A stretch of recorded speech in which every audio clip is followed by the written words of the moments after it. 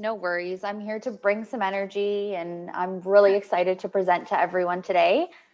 I'm going to start by thanking you both for rocking the event organization, and your marketing for this event was phenomenal. Oh my Thank goodness. you so much. Super excited to present. Awesome. Well, we're excited to hear all of your great insights and tips for everyone.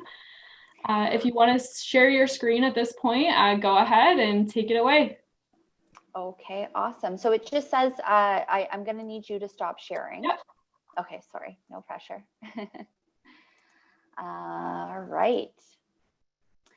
So I know we're just a little smidge behind schedule, but I'm going to do my best to squeeze everything I can into today. That being said, if you have any questions for me after today and we don't have enough time in the Q&A section, I've joined the LinkedIn group that they have set up specifically for this event. So you can always catch me on there. Happy to connect with you. I'm sharing a lot of content on LinkedIn very often. So if you want to stay in the know about marketing and marketing during these kind of weird times, I will put plenty of stuff out there for you to see. So let's jump right in. Today I'm going to be covering the online marketing do's and do nots for your HVAC business. I want you to walk away today with hopefully one or two tips to either take back to your marketing coordinator or to come and talk to me about afterward. The whole goal is that I want to add as much value as possible to you today. So we're going to start off with a couple poll questions that will come up later. If you are able to fill them up, that would be really insightful for us. We will be hosting a few other virtual events at Intrigue specific to the HVAC industry. So if you're interested in receiving invites to those events, please, again, send me an email and I'll make sure that you receive an invite. So what's your biggest sales pain point right now? This isn't just about marketing. Marketing should always have to do with sales. And if your marketing partner isn't currently telling you that, maybe it's a really good time to revisit that. So what's your biggest pain point right now? And what is the biggest marketing challenge that your business faces? Is it lack of results? Is it a bad partner? Or is it just not enough time internally to designate towards marketing?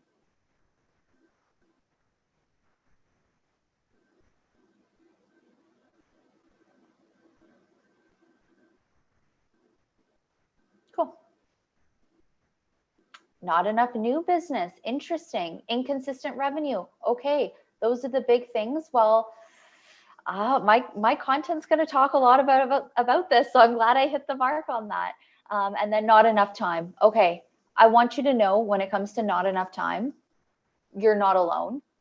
At the end of the day, our goal at Intrigue when we work with our clients is to help them to start to take time as an entrepreneur or as an executive leader of an HVAC organization to step away from the business and set yourself up for success so that you can actually take time away. A lot of what we're recommending is things that we would do for our clients, not necessarily that our clients would do. So the whole goal is to shed some light on some of these things, not to create more work for you. Okay, so let's get into it because I don't want to waste any time. At Intrigue, we're all about empowering leaders to strengthen communities. That's why we exist every day. We're not in it to make a quick buck. We're in it to help our clients, like I said, take time out of their business. When your business is thriving, you're able to dedicate more time to your family or up at that cottage or on that hobby that you really enjoy. And that's our overall goal here at Intrigue. So just trust me when I say that.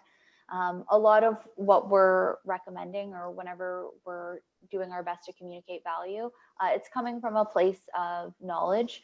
We have made the Growth 500 list for the last 3 years. So when we're saying that things work, it's proven. It's not just an idea at this point. We are Facebook Blueprint certified and a Google Premium partner. So, we got some certifications from them as well that kind of show we know what we're doing. Myself, yeah, I do a little bit of sales and I do a little bit of account management. It's a real split down the middle type of role. I started at Intrigue back in 2015, so it's actually been a wild 5 years. I'm very fortunate. Our organization is based out of Guelph. And when I first started, we were at 13 people, and now we're at 34.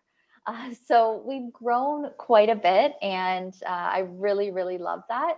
But it just goes to show that, again, I kind of know what I'm talking about when I say it's really hard when you're really, really busy to focus on some of these things. But I promise you it all pays off, and it's always worth it in the end. When it comes to, I have a few volunteer positions that I hold with various associations. So women in industry, membership and events committees with some chambers of commerce. And I'm super, super passionate about dogs. I think I heard a stat the other day, 70% of the population loves dogs. Well, I'm a big, big fan. So those are my two pups, Jace and Maya. So Jace, the black one, I adopted him about 3 years ago, and Maya was a COVID addition. So I decided to add another pup to the home during this whole pandemic because, things weren't crazy enough. The quote that I want to share with you today is, sometimes when it comes to marketing, a lot of us can get really wrapped up in having the perfect concept or the perfect idea, but you really have to throw perfection out the window when it comes to marketing.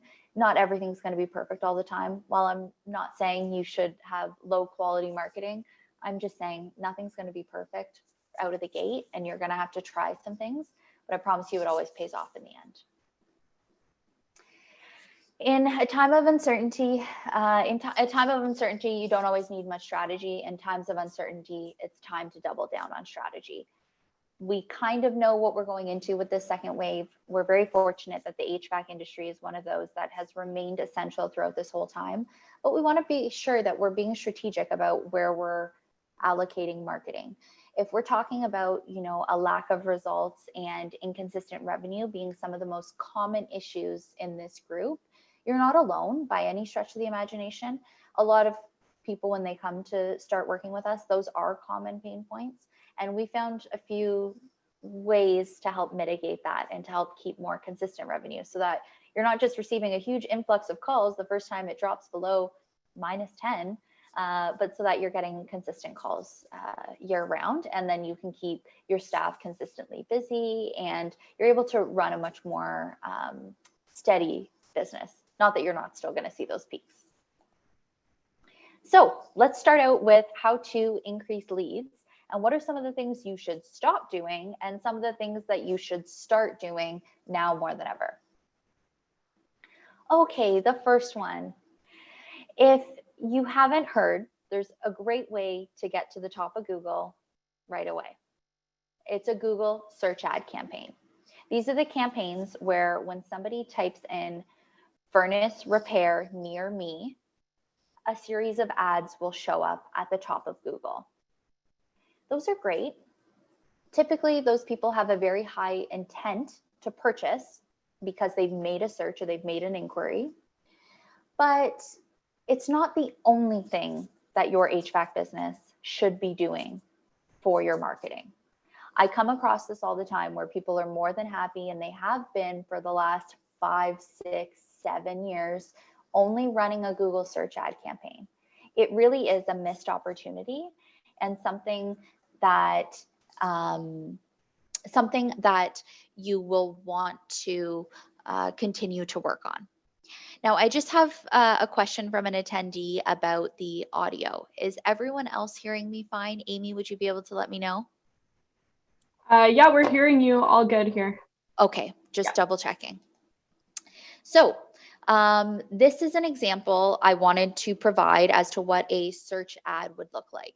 So in Guelph, because that's where our office is located, when I made a search, this was the first 3 ads that pop up. So these are simply search ads.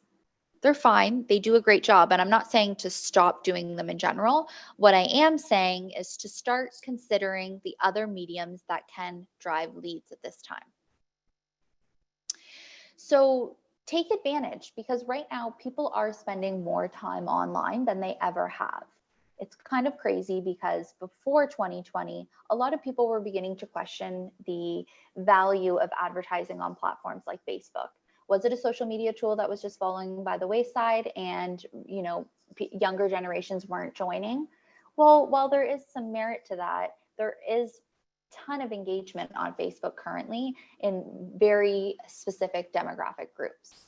And if they're not on Facebook, odds are they are on Instagram, which is owned by Facebook. So when you run ads on these platforms, they're going across Facebook, they're going across Instagram, and you can target those people in those geographies that you want to.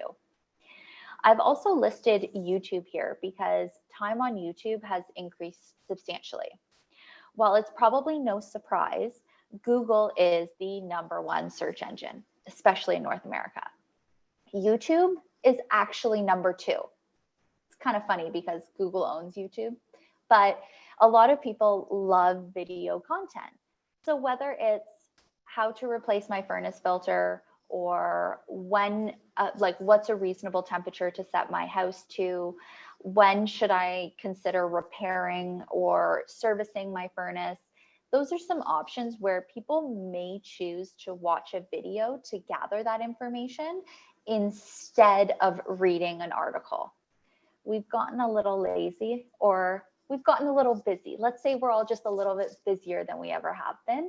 So people want to get information and they want to get it quickly. And the majority of us are visual learners, or we want to hear something rather than just to read it, especially if you've been staring at a screen all day.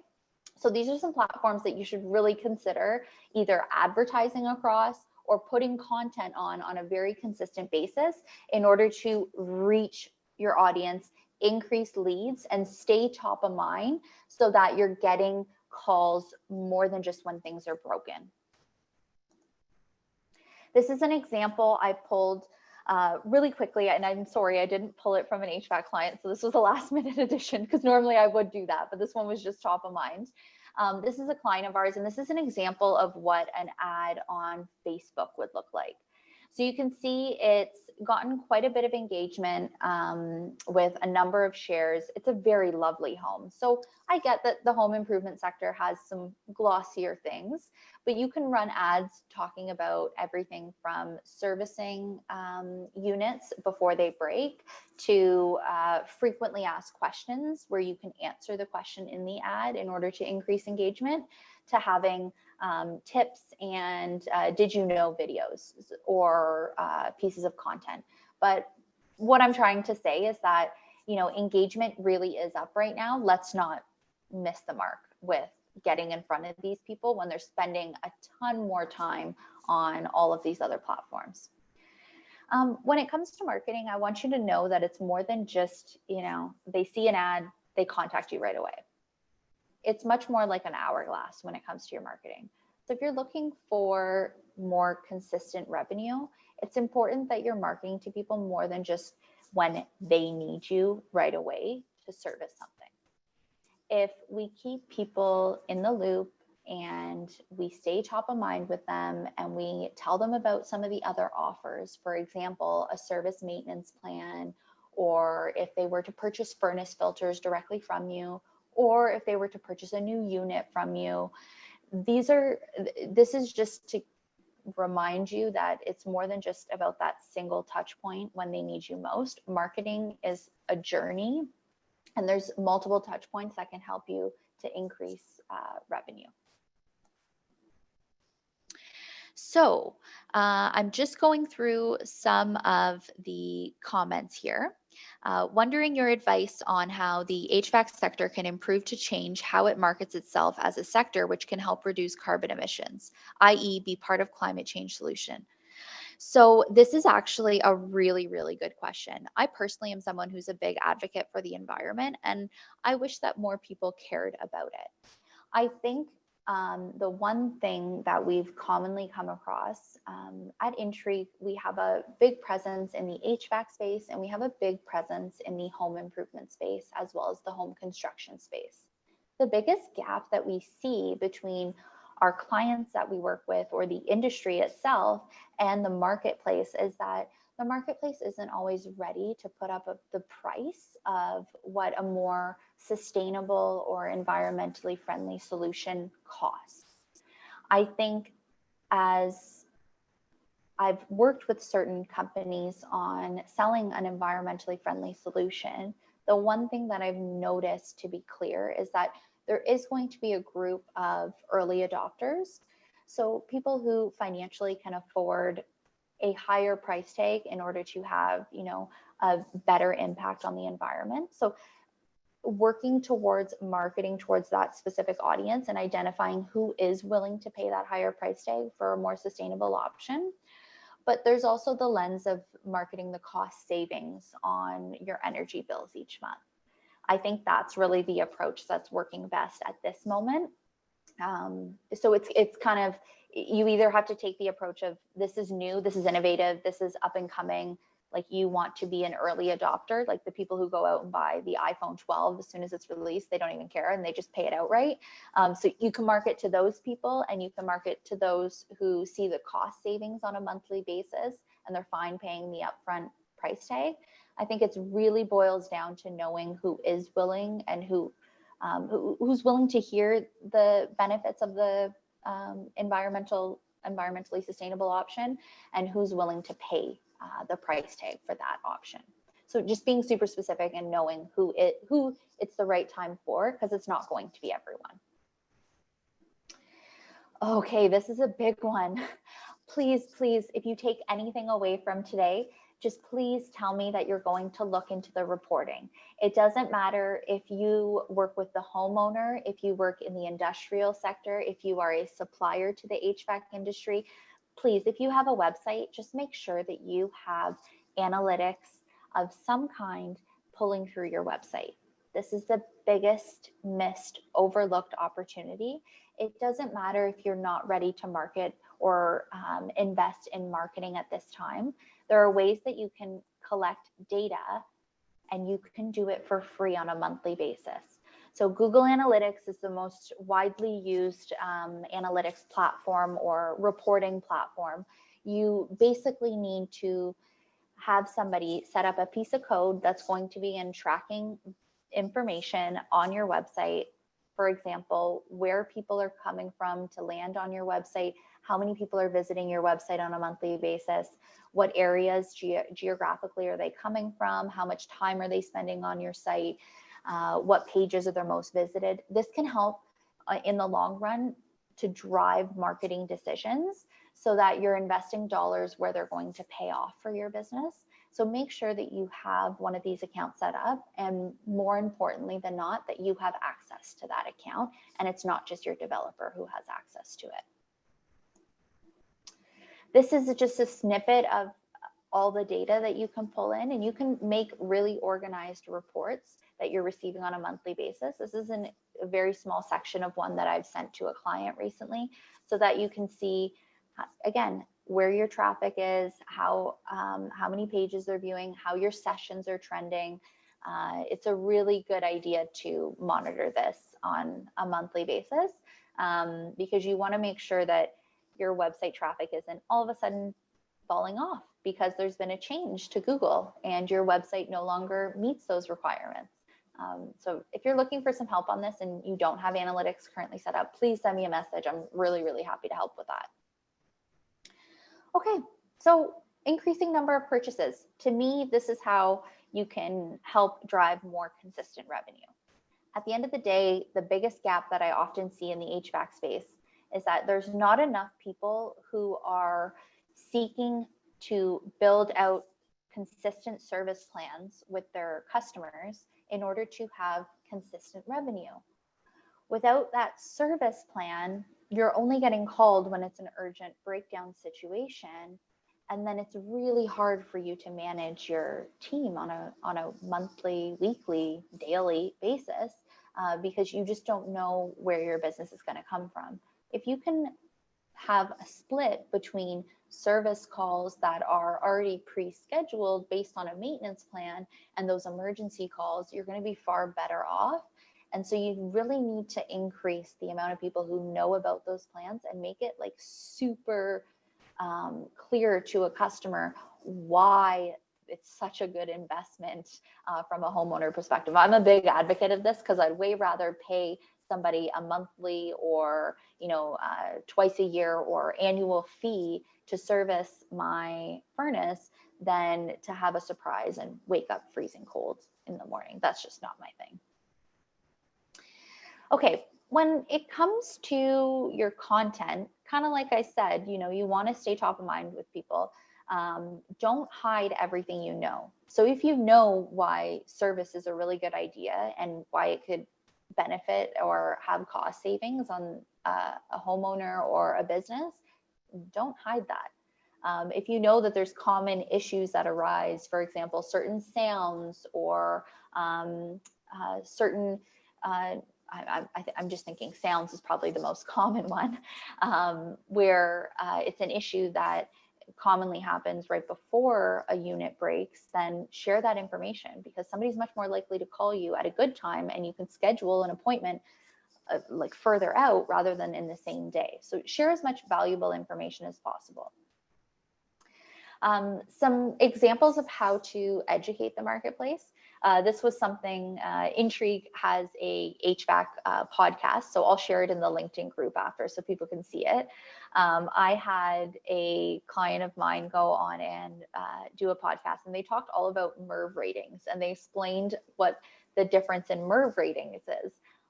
I'll be honest with you, I had never heard that example, or I didn't know as a homeowner how to accurately select a furnace filter.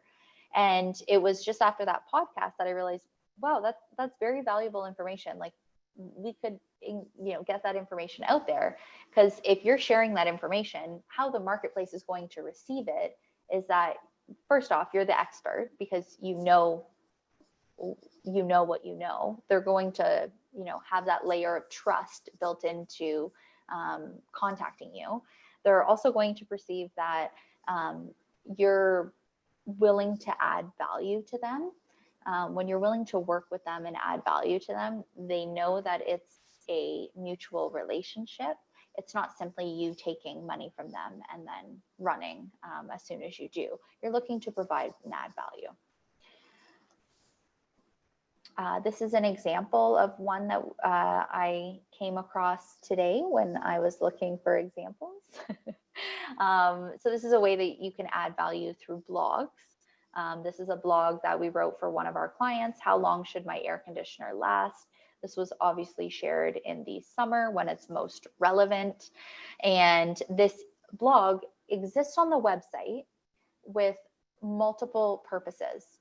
The first one is that if somebody Googles how long my air conditioner should last, the goal is for this blog on a local level to show up.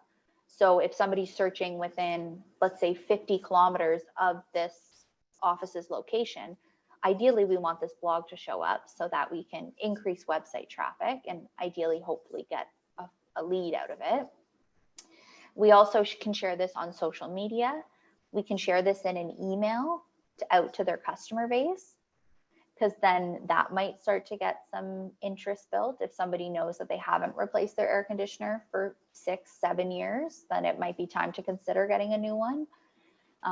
The whole idea is to, again, increase interest with people, increase leads, increase sales.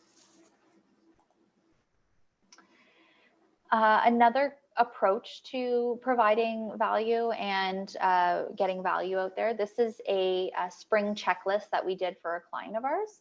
So they do a combination of propane delivery as well as HVAC. And we created this spring checklist. And basically, in order to get the spring checklist, people enter their information. They consent whether or not they want to be on their email list. Only if they consent do they get put on the list.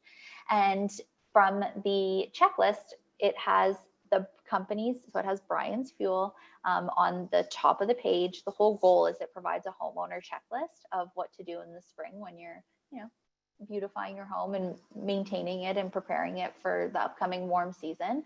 The most amazing part, so this is simply adding a ton of value to the end consumer. It's just like, here's a checklist. That's it. Well, this page in July 2020 alone generated 604 website visitors. That's pretty cool. That was just from this page. Like they searched it on Google and it took them to this page. So I thought that was really, really impressive, and just goes to show when you provide value, you get something out of it as well. So one of my last pieces is all around these times. You can't really expect to do the same thing that you did before this COVID pandemic and expect the same result. Things are different. I mean, Jennifer did a great job of outlining the very technical ways that we must operate in order to keep everyone safe, whether you're visiting a business or a home. It's clear, everything from PPE equipment to testing your team and keeping a social distance is super important.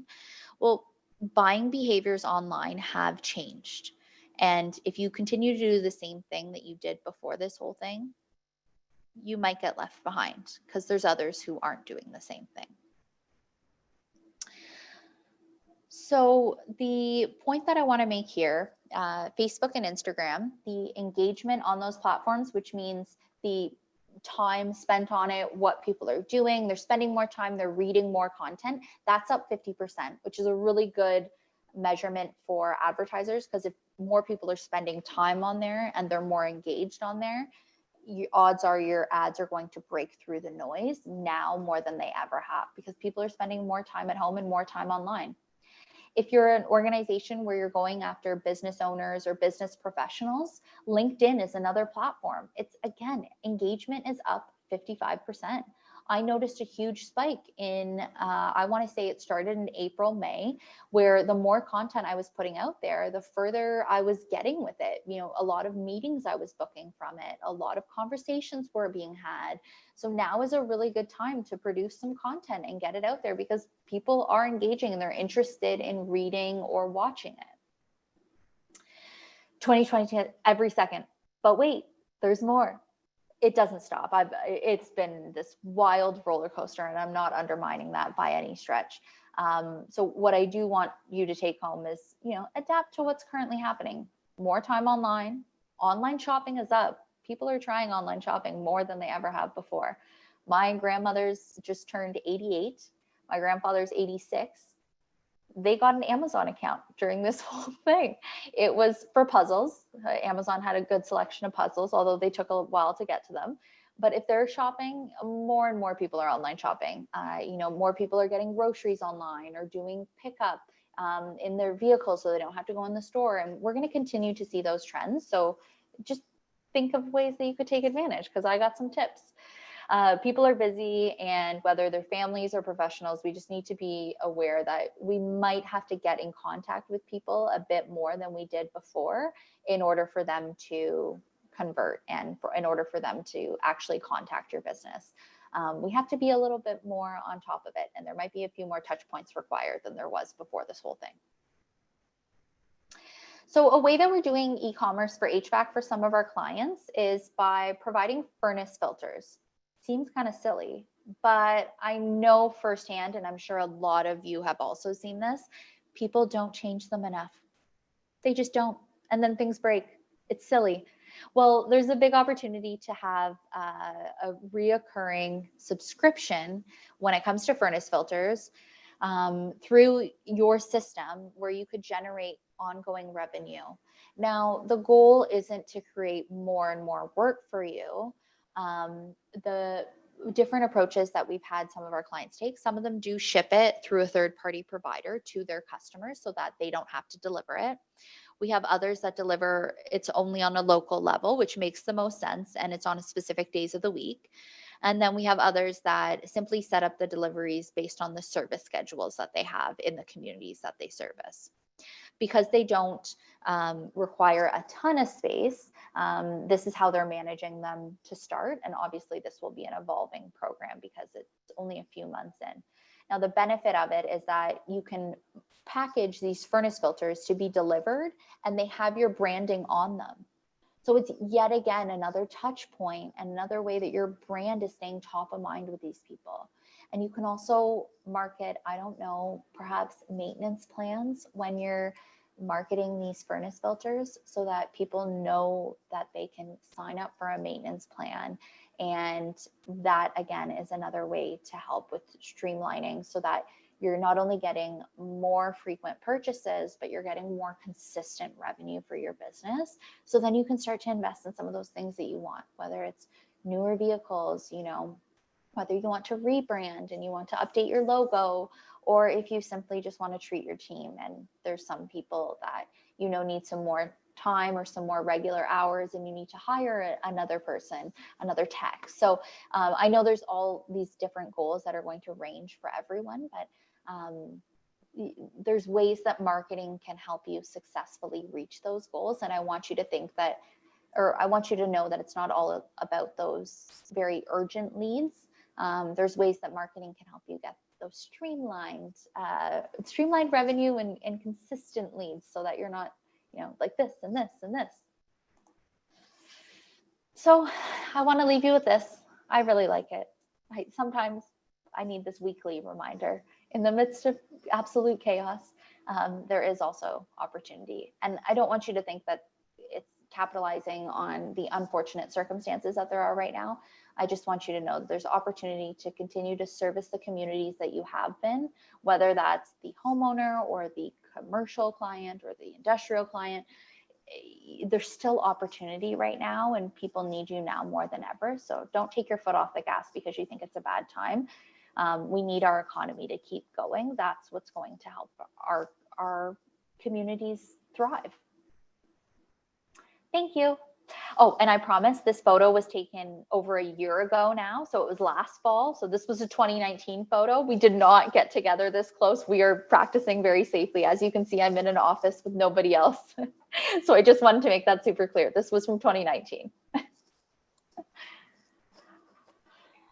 Awesome. Thank you so much, Zoe.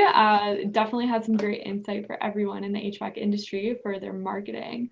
If anyone has any questions at this point, please raise your hand if you would like to ask your question verbally, or type it in the question and answer box if you would prefer to type it out. There is one question right now, Zoe, from Dorothy McCabe.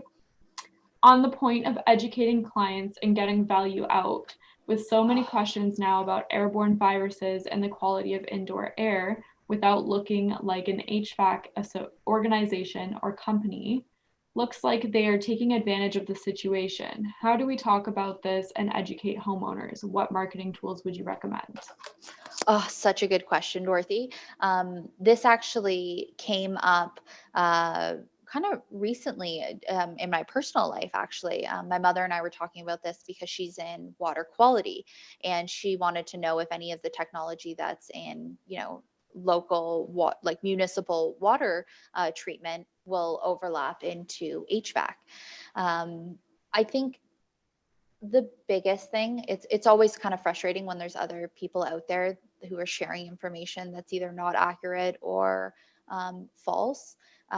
We take the approach at Intrigue is to always, stay in our own lane and help our clients stay in their lane. The best mediums to get this information out there would be a combination. So you could do it in a lot of different ways. First off, having it on your website would be super important in the form of like a video or a blog, or better yet, you could do a video and then have a written description of the content that you're saying in the video in that blog. Sharing that out to your email list would be super valuable because you're going right to people's inboxes. And I have a feeling that this would be an item that if somebody received in their inbox, there's a high chance that they would not only open the email, but click on whatever article you're sending them to, because it's a very top of mind issue right now. I would also advise getting it out on, social media. So Facebook, Instagram, this is content that if you could shed some light on everything from like the importance of a furnace filter and the reason that people get their units serviced, and the importance of having, a newer unit in your home, and like how, or your business, because that does help with air quality. Getting that content out on social media, I always advise, if you have someone on your team who can record a quick video to shed information on that, there's a high chance people are going to watch it. Video is really, really engaging right now. And the best part about this whole pandemic is that you can record it on your phone, and nobody expects you to have a professional videographer in your place of work right now. It's not always a safe option.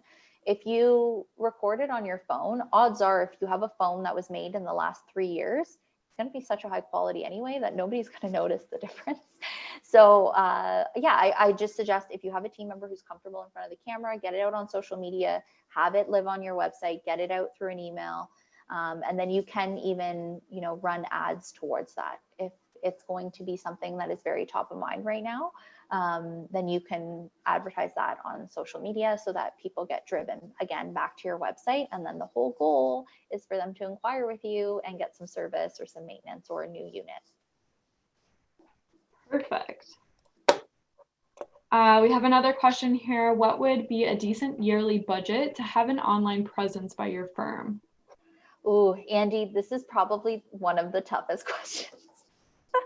The reason I say it is that it kind of depends on your starting point. So people will come to us, and often they've already been in business for a number of years. We're not often talking to people who just started up yesterday. We're talking about people who have tried certain marketing over a number of years. So if somebody already has a website, well then, and that website's performing, then we're going to use that website. The website's not performing, we might have to make some changes to that website and then look at an ad campaign. It's unfortunate. Typically, I don't have like a minimum or a set budget, because it also depends on the volume of leads that you want to generate. But I would say typically when in the HVAC space, when people start working with us, they're looking at on the high end, about $150 per lead that they're generating.